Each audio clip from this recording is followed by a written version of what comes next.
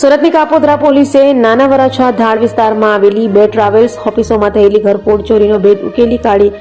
બે આરોપીઓને ઝડપી પાડી ચોરીમાં વપરાયેલ કાર મોપેડ સહિતનો મુદ્દામાલ કબજે કર્યો હતો.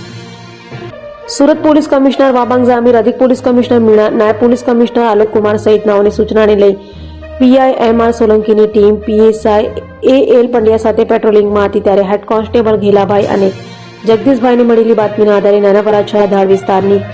કામધેનુ ટ્રાવેલ્સ અને રચના રામદેવ ટ્રાવેલ્સ ઓફિસમાં થયેલી ઘરફોડ ચોરીના ગુનાનો ભેદ કાપોદ્રા પોલીસે ઉકેલી કાઢી કાપોદ્રા પોલીસે ઘરફોડ ચોરીને અંજામ આપનાર બે રેડાઓ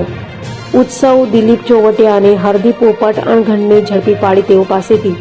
ચોરીમાં વપરાયેલ કાર મોપેડ સહિત 5.45 લાખથી વધુનો મુદ્દામાલ કબજે કરી તેઓ વિરુદ્ધ કાયદેસરની કાર્યવાહી હાથ ધરી હતી.